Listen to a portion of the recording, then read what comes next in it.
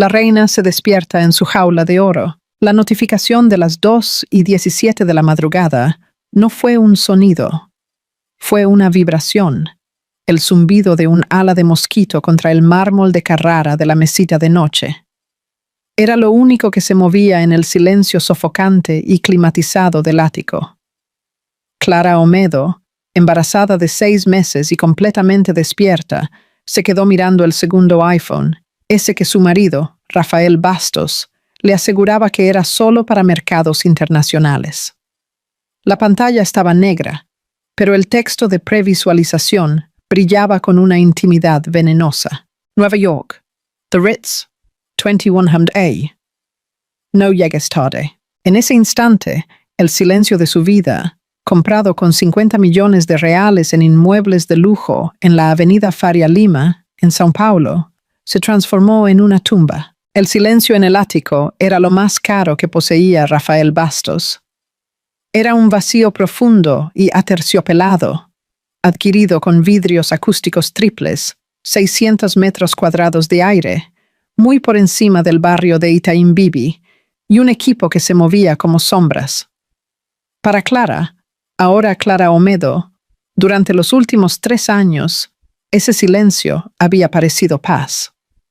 Ahora, parecía una presión que le robaba el aire de los pulmones. Se detuvo en el centro de su vestidor cavernoso, un espacio más grande que su primer apartamento de soltera en Belo Horizonte. Estantes de trajes hechos a medida de Rafael, Hermenegildo Segna, Ricardo Almeida, Savile Row, se alzaban como un ejército disciplinado a un lado. Su propio guardarropa, una vibrante colección de alta costura que él había elegido personalmente, confrontaba el de él en una explosión de color y seda.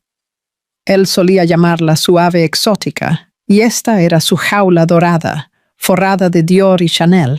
Clara acarició su vientre, donde la curva leve pero firme de los 6 meses de embarazo era innegable. Este bebé, su hijo, debería ser la pieza final perfecta de su vida perfecta, el heredero de la dinastía de Private Equity Bastos. Pero la alegría que sintió durante el primer trimestre se había endurecido en un nudo frío y pesado en el estómago. La traición no llegó como un evento repentino y devastador. Fue un veneno lento que se infiltró en los cimientos de su matrimonio. Comenzó con las pequeñas cosas, las noches en la oficina que se extendían hasta las mañanas, los viajes de negocios urgentes a Hong Kong y Múnich que lo dejaban con el olor de un perfume que no era el de ella. Un aroma débil y empalagoso, demasiado sofisticado, demasiado deliberado para ser un accidente. Era la forma en que volteaba el celular, una pantalla que antes estaba abierta para ella, ahora transformada en un secreto sombrío y guardado. Rafael era una criatura de hábitos y arrogancia imponente. Esa combinación, Clara estaba empezando a darse cuenta, sería su ruina. Él creía que era demasiado inteligente para ser atrapado y que ella era demasiado dócil, demasiado enamorada para siquiera sospechar. Se equivocaba en ambos aspectos. La primera grieta real en la fachada apareció hace un mes. Había dejado el celular secundario, el que decía que era para negocios internacionales, cargando en su mesita de noche, un error casi ridículamente amateur. A las 2:17 de la mañana, mientras Clara yacía despierta, lidiando con el insomnio inducido por el embarazo, se iluminó, no con una llamada o mensaje, sino con una notificación de calendario. Sofía. No llegues tarde, Sofía. El nombre era elegante, exótico, sonaba caro, como todo en la vida de Rafael. El corazón de Clara golpeaba contra sus costillas, un tamborileo frenético en el silencio sofocante. Su primer instinto fue tomar el teléfono, despertarlo y gritar, para hacer añicos la plácida superficie de sus vidas con los bordes dentados de su dolor. Pero un instinto más profundo y frío tomó el control. Un instinto que creyó haber enterrado hace mucho tiempo, de una vida antes de Rafael. Antes de ser Clara Olmedo, esposa de la alta sociedad y filántropa en formación. Una vez fue Clara Ruiz, una de las investigadoras de oposición más perspicaces de São Paulo. Su trabajo no era la contabilidad, era el desmantelamiento. Ella desmantelaba carreras políticas, seguía el dinero real, el dinero sucio, para descubrir la podredumbre enterrada bajo capas de pactos complejos y mentiras corporativas. Ella no cazaba solo depredadores financieros, cazaba a los políticos que ellos poseían. Fue ella quien encontró la cuenta offshore que acabó con la carrera de un senador, la que rastreó una donación benéfica hasta un oligarca ruso, matando efectivamente una nominación a ministro. Ella había dejado todo por Rafael. Estaba exhausta, cínica y cansada de la lucha. Él había parecido tan sólido, tan encantador, tan real. Le prometió una vida de paz, una vida donde no tendría que luchar más. Creyó haber encontrado un amor que hacía que su vida antigua de sospecha y hojas de cálculo pareciera gris e irrelevante. Ahora, mirando esa pantalla brillante, se dio cuenta de que no lo había abandonado. Solo estaba latente. Esa noche no durmió. Salió de la cama, sus movimientos tan silenciosos como los empleados que rara vez veía. Fue a la oficina en casa, un espacio blanco estéril que rara vez usaba.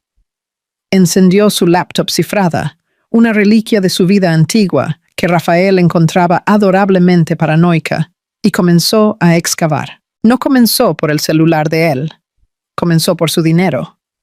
El dinero nunca miente. Las finanzas de Rafael eran un laberinto de empresas fantasma, holdings offshore y fondos ciegos diseñados para minimizar impuestos y maximizar el secreto.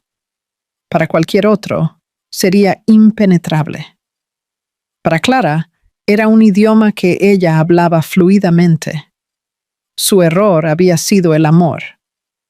Se había cegado voluntariamente. Aceptó su explicación de que esta complejidad era simplemente un negocio inteligente. Su mayor arma era la arrogancia máxima de él. Cuando se casaron, él le dio acceso a las cuentas maestras de la oficina familiar.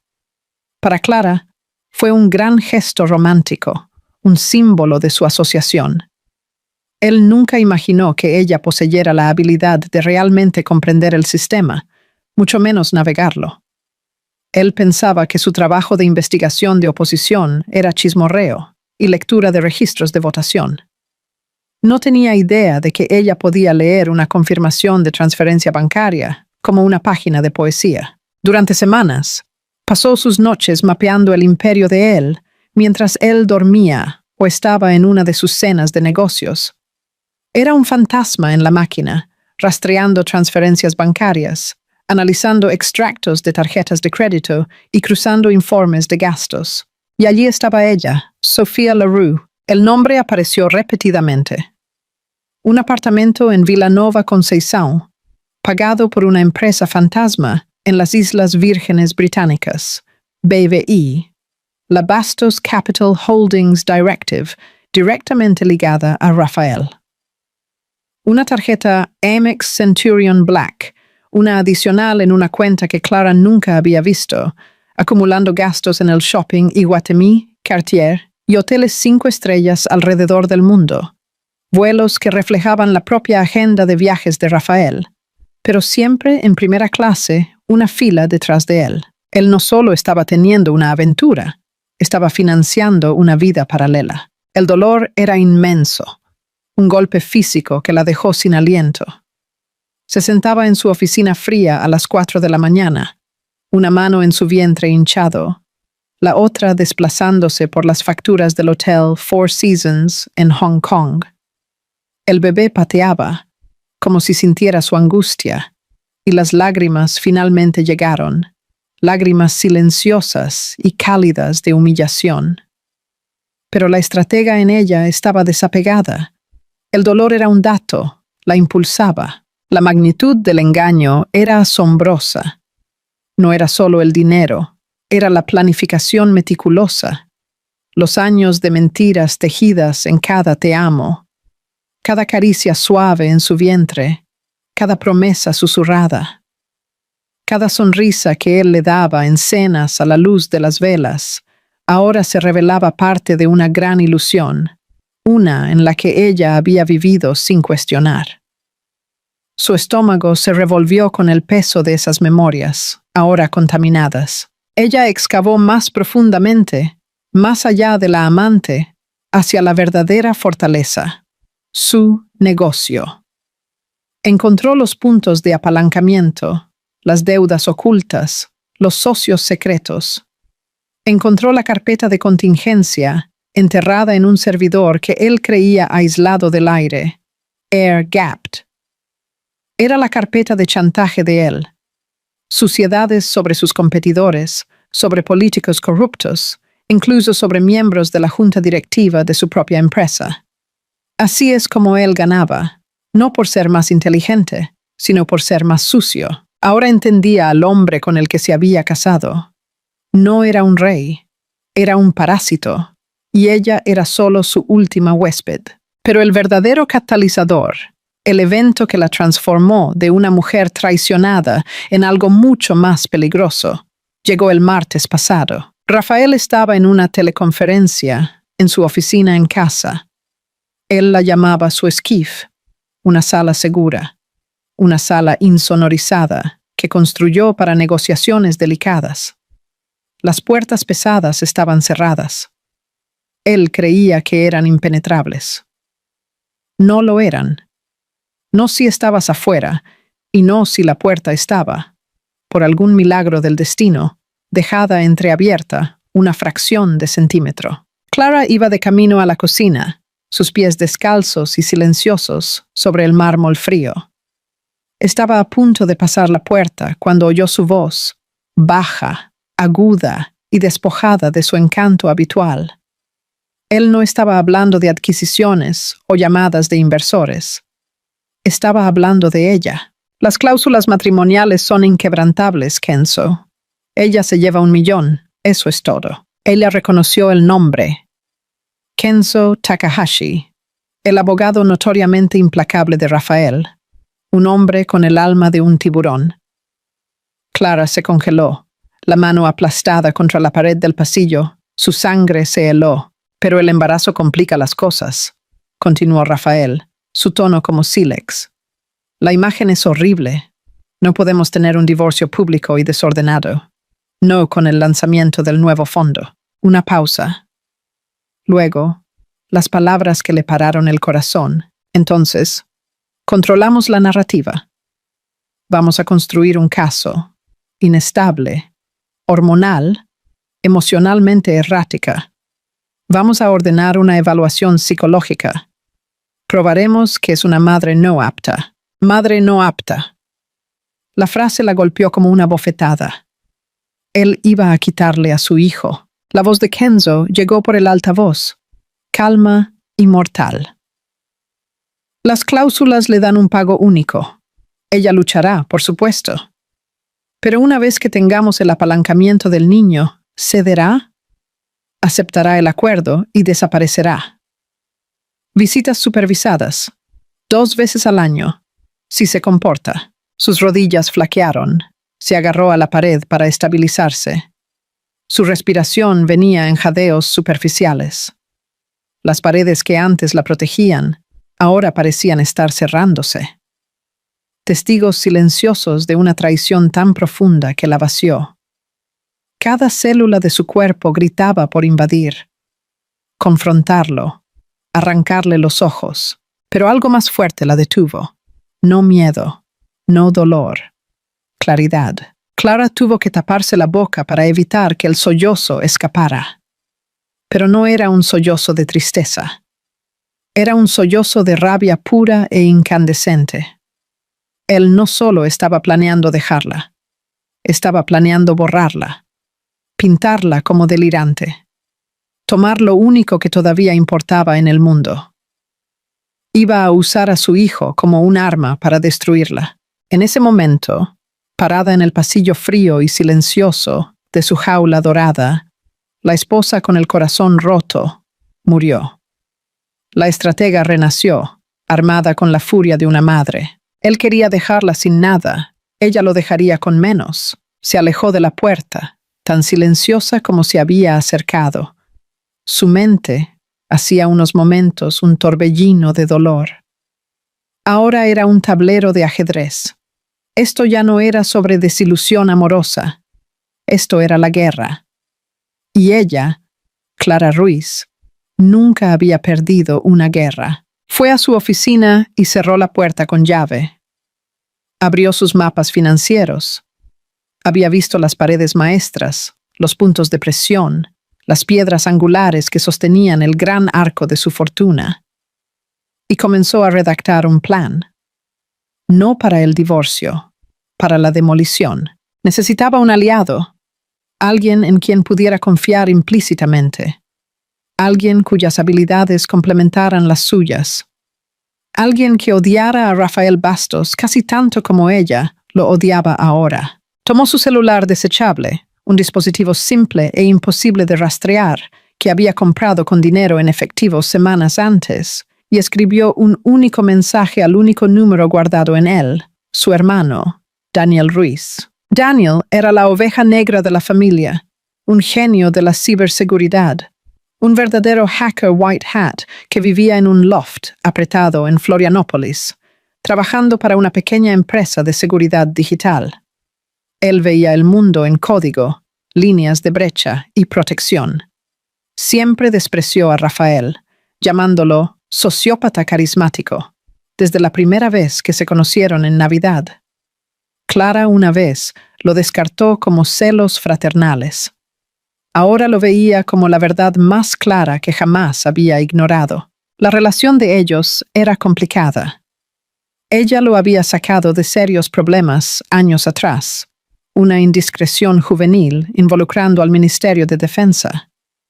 Él le debía una, y ambos lo sabían. Su mensaje fue simple. Operación Bonaparte, ¿estás dentro? Era un código de su infancia, una referencia a la fuga de Napoleón de Elba, su abreviatura para un plan audaz, arriesgado y que requería una ejecución impecable. La respuesta llegó en menos de 30 segundos. Por ti, Clara, yo quemaría el Internet. Manda las coordenadas. El plan tenía un nombre. Ahora necesitaba un cronograma. Clara abrió el calendario de Rafael. En 2 semanas, estaba programado para volar a su villa en Fernando de Noroña para un retiro de bienestar solitario, supuestamente para desestresarse antes del próximo trimestre fiscal. Pero los registros de vuelo, que ella ya había recuperado, mostraban un segundo billete. Sofía Larue. Estarían juntos del otro lado de un océano, enredados en sábanas que Clara había pagado. Estarían durmiendo y ella estaría trabajando. En los siguientes 14 días, Clara interpretó el papel de la madre devota, radiante y embarazada. Fingió antojos de pepinillos y helado. Discutió paletas de colores para el cuarto del bebé. Se decidió por un azul pálido y relajante. Y sonrió cálidamente cada vez que Rafael tocaba su vientre. Cada sonrisa era una mentira. Cada caricia se sentía como una araña arrastrándose en su piel. Era un fantasma en su propia vida, observando, recolectando, preparando. Con precisión metódica, reunió las últimas piezas vitales del rompecabezas. Los protocolos de seguridad para los portales de bancos privados en Suiza e Islas Caimán. Las frases específicas de autenticación vocal usadas con su broker en el Safra Private Bank.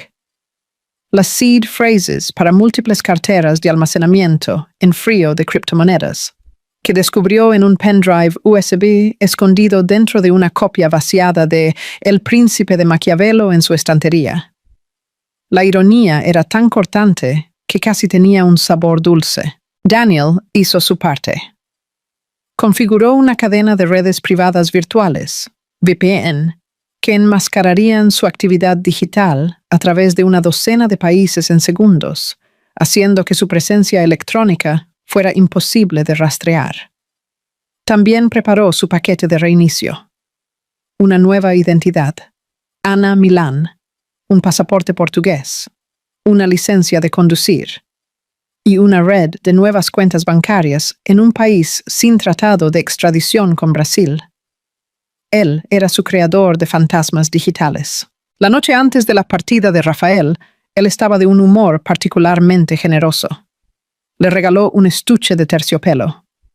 Dentro, un collar de diamantes ridículamente grande. Para la futura mamá más hermosa del mundo, dijo, su voz suave como la seda. Clara sintió una ola de náusea que no tenía nada que ver con el embarazo. Permitió que él lo abrochara en su cuello, las gemas frías y pesadas contra su piel. Es hermoso, Rafael. Gracias. Te echaré de menos. Estaré esperando, respondió ella, sosteniendo su mirada en el espejo. La mujer en el reflejo era una extraña, una sonrisa serena y ojos tan fríos como los diamantes en su garganta. Él estaría pronto acostado junto a su amante. Ella estaría esperando. No por su llamada, sino por el momento en que quemaría todo lo que él había construido hasta los cimientos. Él se fue. El vuelo a Fernando de Noronha partió del aeropuerto privado a las 22:05 horas. Clara observó el icono del jet particular moverse lentamente por la aplicación de rastreo de vuelos en su celular desechable hasta que se convirtió en un punto sobre el océano Atlántico. Rafael estaría acomodándose, bebiendo un champán vintage. Sofía estaría con él.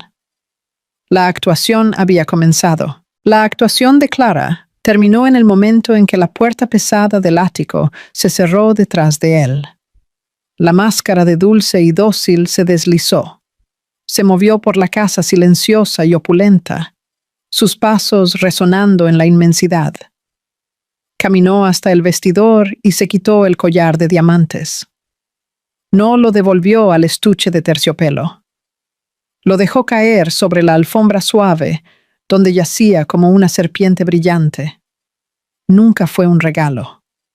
Era una esposa. Ella no la usaría más. Su centro de comando era ahora su oficina en casa, blanco puro, transformada. Un segundo monitor, traído por el mensajero de Daniel 2 días antes, estaba al lado de su laptop cifrada. Un ventilador silencioso zumbaba suavemente en la mesa. Cerca había un termo de té de manzanilla tibio, 3 barras de proteína y una batería externa de alta capacidad. Este era su cuarto de guerra. El espacio era frío, estéril, pero zumbaba con una electricidad que no sentía hacía años. Esta era la casa. Sus dedos se cernieron sobre el teclado, su mente repasando cada paso con claridad quirúrgica. Sin embargo, por debajo de eso, su pulso latía erráticamente, un golpe sordo de adrenalina y terror maternal. No habría segundas oportunidades. La batalla duraría aproximadamente 8 horas. La ventana entre que Rafael se durmiera a mitad del vuelo y que su banco privado en Ginebra abriera las puertas para los negocios. Se puso el auricular e inició una llamada segura y cifrada de extremo a extremo a Daniel. «Faizán, ¿estás verde?» La voz de Clara era plana, compuesta, verde en todos los aspectos. Daniel respondió, su voz crepitando ligeramente, pero igualmente firme. «Estoy dentro de la infraestructura de Bastos Capital ahora mismo. Es una fortaleza, Clara». Pero dejó la llave debajo del felpudo, la integración de la casa inteligente. «Exacto», Daniel confirmó. Conectó todo, cámaras de seguridad, controles de clima, hasta el servidor on-site, a un único hub de IoT por conveniencia. Su seguridad es ajustada, pero el firmware tiene una pequeña falla. Estoy dentro. Tengo acceso completo a la red interna. Puedo monitorear cada paquete de datos que entra y sale. Si una alarma silenciosa se dispara, la mataré antes de que siquiera piense en marcar. ¿Eres invisible?» Clara respiró hondo y despacio. «Muy bien, Daniel.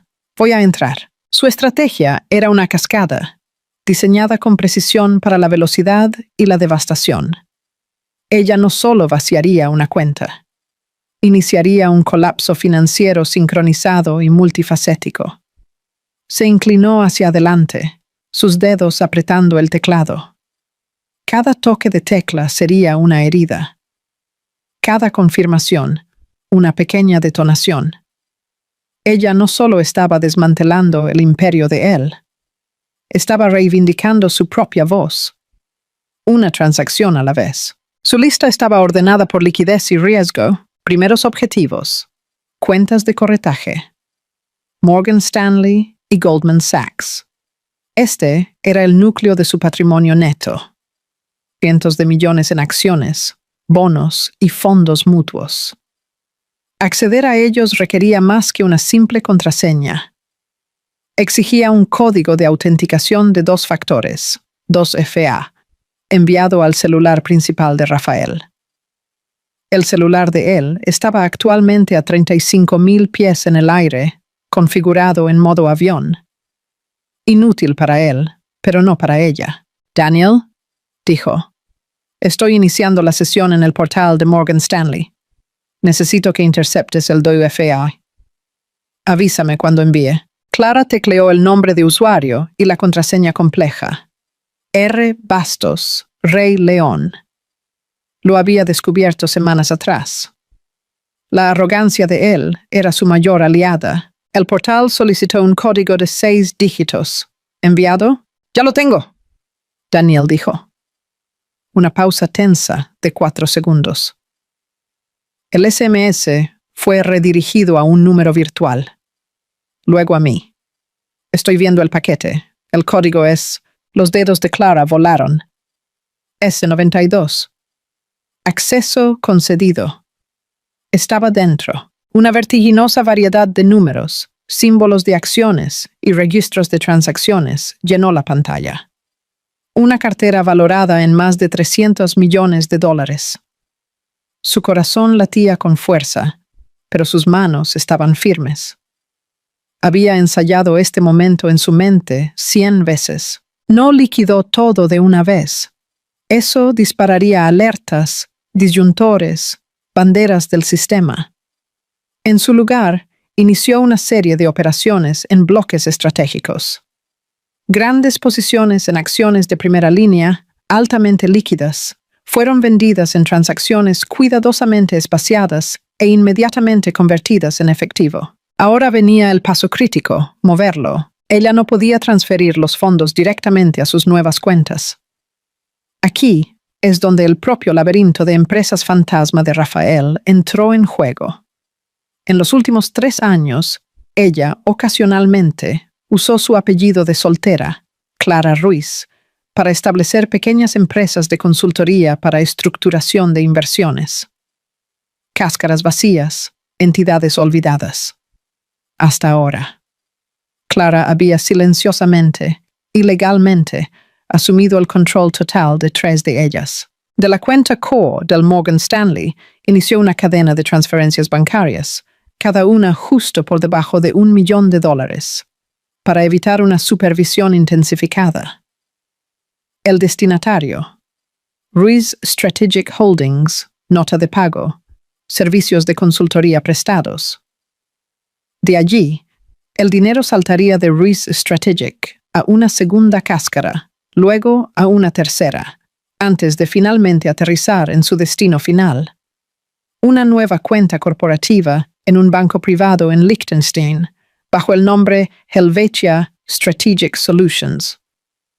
Una entidad totalmente controlada por una tal Ana Milán. Fue un proceso meticuloso: iniciar sesión, autenticar, ejecutar, transferir, repetidamente, durante 2 horas seguidas. Repitió el proceso exacto con la cuenta del Goldman Sachs. Los números en la cuenta de Liechtenstein subieron a un ritmo asombroso. Segundo objetivo, los bastiones offshore. Safra Private Bank, en Ginebra, y un banco menor en las Islas Caimán. Este era el dinero antiguo, el dinero enterrado. También era el más difícil de sortear. La seguridad en este nivel era biométrica. Para acceder a la cuenta del Safra, Rafael usaba la autenticación por voz. «Necesitas darme lo mejor de tu Rafael», dijo Daniel, su voz con un rastro de humor negro. Clara estaba lista. Pasó semanas compilando horas de grabaciones de voz de Rafael, de entrevistas de podcast, conferencias y, el más valioso, un archivo que ella misma había capturado de él, dictando notas de inversión. Con software de IA de código abierto, cosió una impresión de voz sintética pasable. Todavía era una apuesta. Marcó la línea directa de private banking del Safra. Una voz suizo-alemana nítida atendió. «Necesito autorizar una transferencia». Clara replicó, su voz enmascarada por el software avanzado de alteración de voz que Daniel había proporcionado. «Claro, señor. Por favor, diga su nombre y número de cuenta». Él le proporcionó los detalles. «Gracias, señor Bastos. Y ahora para la autenticación vocal. Por favor, diga la frase. El aire de la montaña es el más puro». Eso era. Clara hizo clic en un botón.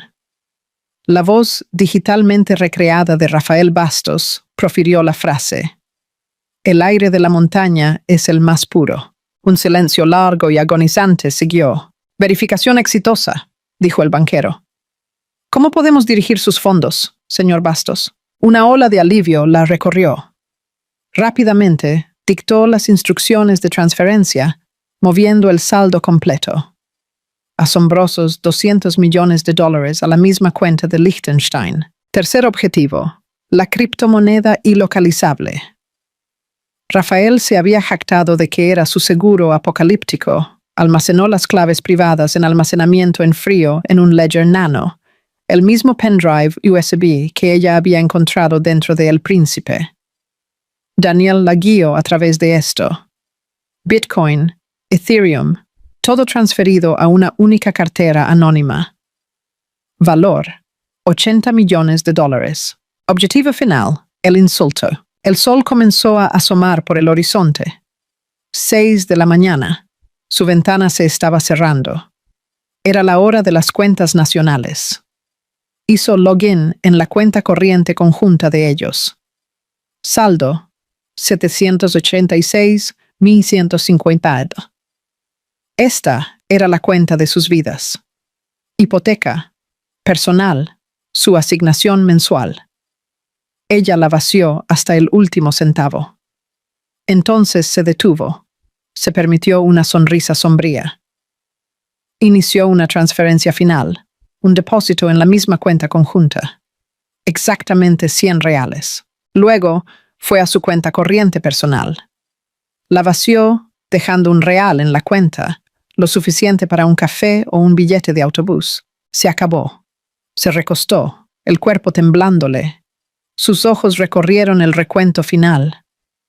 Acababa de liquidar y transferir más de $600 millones. «Está hecho», Daniel susurró. Su voz ronca. «La fase 1 está completa. Jesús, Clara, respiraste hondo. Estoy mirando los registros. Es una guillotina digital. No solo robaste, lo borraste. Fase 2, dijo ella, ya en movimiento. Los datos, el servidor interno de Rafael, escondido en el sótano climatizado. Contenía toda su vida, cada correo electrónico, cada contrato. Y lo más importante, la partición oculta y cifrada, etiquetada como contingencia. La carpeta de chantaje de él. Ahora era suya. «Estoy iniciando la transferencia a la nube segura», dijo Daniel. «Son 800 gigabytes. Tardará unos 20 minutos. Una vez terminado, limpiaré el disco de origen. Y hablo en serio. Higienización de nivel Departamento de Defensa. Ningún byte sobrevivirá». Mientras los datos fluían, Clara se movió por la casa. No se llevó nada de lujo, ni las joyas, ni el arte, ni la ropa de diseñador. Hizo una maleta, solo lo esencial. Los celulares desechables, su nuevo pasaporte, el libro mayor de criptomonedas, las cosas que poseía antes de Rafael y las herramientas de la vida que viviría después. Entró en el dormitorio. La almohada de él todavía tenía la marca de su cabeza. No sintió nada. Fue al baño principal y tomó la prueba de embarazo positiva del cajón, la que había comenzado todo, la de las 2 líneas rosadas, desafiantes e innegables. La colocó suavemente sobre la almohada de él. Su celular zumbó. Un mensaje de Daniel, descarga completa, borrando el disco ahora. Tienes que irte, Clara, ahora. El rastro digital se había ido. Ahora, apague el físico. Clara descendió la gran escalera por última vez. En el vestíbulo, se detuvo. Sus ojos se posaron en una foto enmarcada de ella y Rafael el día de su boda. Parecían tan felices. Todo era una mentira. Sacó la única llave de la casa de su bolso y la colocó sobre la mesa de mármol bajo el retrato. Luego, salió por la puerta principal, dejándola desbloqueada. Al final del largo y sinuoso camino de su otra casa, la mansión en Angra dos Reis, a donde había conducido en un coche de alquiler, reservado bajo un nombre falso, un coche de servicio indetectable, ya estaba esperando. El sol estaba saliendo. Era el primer día de su nueva vida y el último día de Rafael Bastos. Él simplemente aún no lo sabía. Rafael Bastos despertó con el suave estruendo del descenso en Fernando de Noronha y la voz meliflua de una azafata ofreciendo una toalla caliente. Se sentía invencible. El vuelo había transcurrido en una niebla de felicidad y ausencia de sueños. Pasó las primeras 2 horas enviando mensajes a Sofía, coqueteando con ella. Antes de caer en un sueño profundo, era un rey en las nubes, volando hacia su amante con su vida perfecta y su esposa embarazada, esperando obedientemente en casa. Desembarcó, pasando rápidamente por la fila de aduanas privada. Justo delante, Sofía estaba esperando. Parecía radiante en un vestido de lino blanco. Él la besó con fuerza. Una afirmación posesiva y pública. La espera terminó. «Eso creo», respondió ella, guiándolo hacia el elegante Mercedes negro que esperaba para llevarlos a la villa. El primer indicio del problema fue sutil. Mientras se hundían en los asientos de cuero lujosos, Rafael sacó su tarjeta Amex Centurion para dar propina al concierge privado. «Mis disculpas, señor Bastos», dijo el hombre educadamente. «Ha sido denegada». Rafael parpadeó. «¿Denegada? Imposible. Intente de nuevo». El hombre lo hizo. Mismo resultado. Rafael frunció el ceño y sacó otra tarjeta. Un JP Morgan Reserve. Denegada. Sofía observó un toque de preocupación en su rostro. «¿Todo bien, cariño? No es nada», Rafael replicó, el rubor subiendo por sus mejillas. Sacó una pila gruesa de reales en su cartera y la entregó. Probablemente un problema de red, pero algo frío se había instalado bajo su piel. Se quedó en silencio durante el viaje. Distraído. Distante. Continuó revisando el celular, abriendo sus aplicaciones bancarias. Credenciales inválidas. Por favor, póngase en contacto con el servicio al cliente. Intentó restablecer una contraseña. La solicitud de un código de confirmación fue enviada a su correo electrónico. Cuando Rafael intentó acceder a su bandeja de entrada, encontró otra barrera. Actividad inusual detectada en su cuenta. El acceso ha sido temporalmente suspendido. Cuando llegaron a la gran villa frente al mar, el humor de Rafael se había agriado completamente. Invadió la oficina dando un portazo. Necesitaba hablar con su banquero privado en Morgan Stanley. «Daniel Chen, señor Bastos», dijo la voz familiar. «Buenos días». Él estaba esperando su llamada. «Daniel, ¿qué diablos está pasando?», Rafael replicó. «Ninguna de mis tarjetas funciona. Estoy bloqueado de todo». Hubo una pausa. Cuando Daniel Chen volvió a hablar, su voz estaba tensa, formal. «Rafael, de acuerdo con nuestros registros, una liquidación total de su cartera fue iniciada. Aproximadamente a las 23 en Apuish, hora de São Paulo, anoche. Todos los activos fueron convertidos en efectivo y transferidos por cable. Rafael palideció. ¿Qué? Eso es imposible. Yo estaba en un avión. Tenemos los registros. Daniel respondió, su voz clínica. El inicio de sesión fue verificado. Los códigos de autenticación de 2 factores fueron ingresados. Todos los fondos fueron transferidos a una cuenta de holding corporativo. A partir de la 1:45 de esta mañana, su saldo con nosotros es 0. ¿Cero? Rafael repitió. La palabra sonó extraña. El mismo patrón fue detectado en Goldman. Daniel dijo en voz baja. Y acabo de recibir alertas de nuestros bancos correspondientes en Ginebra y las Islas Caimán. Sus cuentas offshore han sido vaciadas. El teléfono de Rafael se escurrió de sus dedos inertes. Se desplomó en un sillón, su mente dando vueltas. Esto no era un hack. Un hacker habría dejado un desorden. Esto fue quirúrgico. Esto no fue aleatorio. Fue personal. Y entonces el pensamiento vino. Tan absurdo. Tan masivo. Casi lo hizo reír. Clara. No. Imposible. Dulce y dócil Clara. La mujer que planeaba eventos de caridad. La mujer que no podía. Él tomó el teléfono y marcó el número de ella. Directo al buzón de voz. Llamó al teléfono de la casa. Sonó y sonó. Ninguna respuesta. El pánico, una emoción que Rafael no experimentaba desde la adolescencia, comenzó a subir en su pecho. Llamó a Kenzo Takahashi. Kenzo. Ladró. Se ha ido. Todo. El dinero. Todo se ha ido. Rafael, Kenzo dijo firmemente. Enfócate. Dime qué está pasando. Rafael relató la historia. Cuando terminó, hubo un silencio largo y pesado. Es ella. Rafael susurró. Tiene que ser ella. ¿Tu esposa? Kenzo sonó hesitante. Rafael. Ella planea fiestas, no asaltos financieros. ¿No la conoces? Rafael gritó. Había una vida antes de mí. Ella trabajó en São Paulo. Investigación de oposición. Forense. Algo se detuvo, jadeando. Contabilidad forense. No. Dios mío. Investigación de oposición. Kenzo tragó saliva. Jesucristo, Rafael. Eso no es una carrera secundaria. Es un arma. Quédate donde estás. Yo voy al ático. La espera fue una agonía. Horas después, Kenzo llamó de vuelta.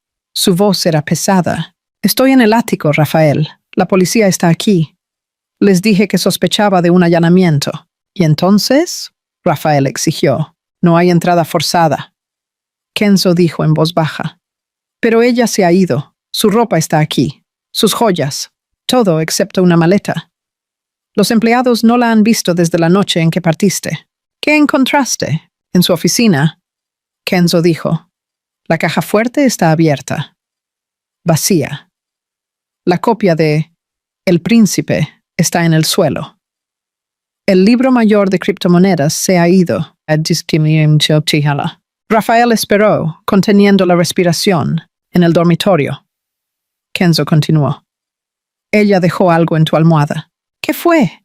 Rafael preguntó, la voz ronca. ¿Una prueba de embarazo? Positiva. Un sonido escapó de la garganta de Rafael, algo entre un gaspe y un ahogo. Un mensaje. No solo estaba tomando el dinero, estaba tomando a su hijo, su heredero y el servidor. Kenzo añadió, la voz baja. El servidor en el sótano. Fue borrado. Profesional. Lo que sea que estuviera allí, Rafael, se ha ido. O más bien, alguien más lo tiene ahora. Los archivos de chantaje, el apalancamiento, el poder, todo. Encuéntrala. Rafael susurró, la voz fina y venenosa. No me importa el costo. Usa todo. Quiero que la encuentren, Kenzo. Quiero a mi hijo. Y quiero que ella pague. Encuentren a Clara Ruiz. La cacería había comenzado. Pero Clara Ruiz ya no existía. Una semana después, una mujer llamada Ana Milán, visiblemente embarazada, bajó de un tren en Lisboa, Portugal. Llevaba ropa sencilla. Su cabello, antes brillante, estaba cortado y teñido de castaño ratón. Se registró en un modesto apartamento prepagado, con vistas al río Tajo. Esa noche, recibió un mensaje cifrado de Daniel. Son buenos, Clara. El equipo de Kenzo es astuto. Están rastreando el flujo de dinero. Encontraron la cuenta de Liechtenstein. Se están moviendo para congelarla. Ana Milán, también conocida como Clara Ruiz, sintió una sonrisa pequeña y fría tocar sus labios. Ella escribió su respuesta. Lo sé. Esperaba que lo hicieran. ¿Cuánto había cuando congelaron? La respuesta de Daniel llegó al instante. Cerca de $5 millones. Ana tomó su té de hierbas. Bien, ese era el cebo. El resto ya está en almacenamiento en frío y barras de oro en una caja fuerte en Zúrich. Déjenles quedarse con los $5 millones. Es su tarifa de hallazgo. Ella no solo estaba huyendo, se estaba redimiendo. Abrió su nuevo laptop y una conexión a Internet segura por satélite. Abrió el archivo de contingencia de 800 gigabytes. No lo envió a la prensa. Eso era desorden. Ese era el camino de Rafael. El camino de ella era quirúrgico. Ella anonimizó un solo archivo. Prueba de insider trading específico de Rafael en un reciente acuerdo agrícola.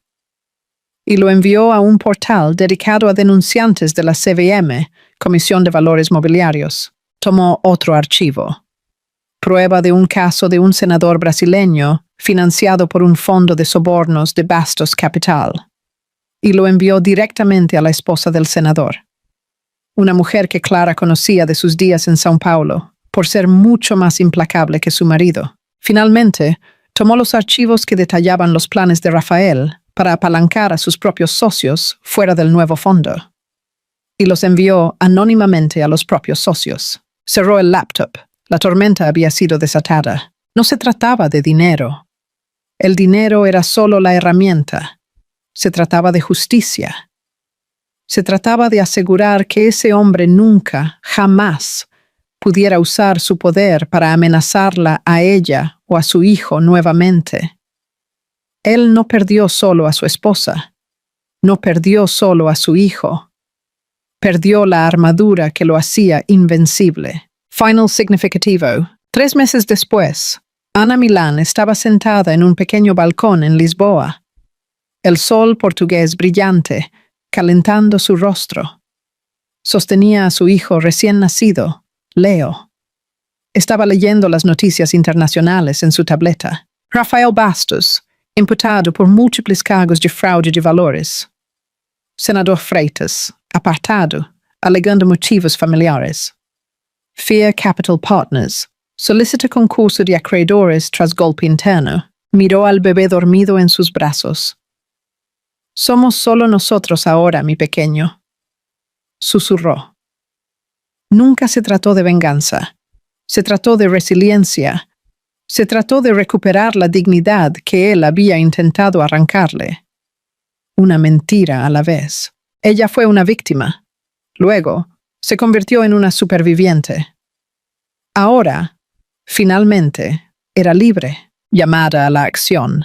¿Qué te pareció el plan de Clara? ¿Crees que Rafael Bastos tendrá su merecido en los tribunales? Si la historia de Clara de recuperar su poder con inteligencia resonó en ti, por favor, haz clic en me gusta y comparte este relato con alguien que necesite recordar su propia fuerza. Deja un comentario abajo. ¿Cuál crees que fue el mayor error de Rafael? ¿Qué harías con los archivos de chantaje? No olvides suscribirte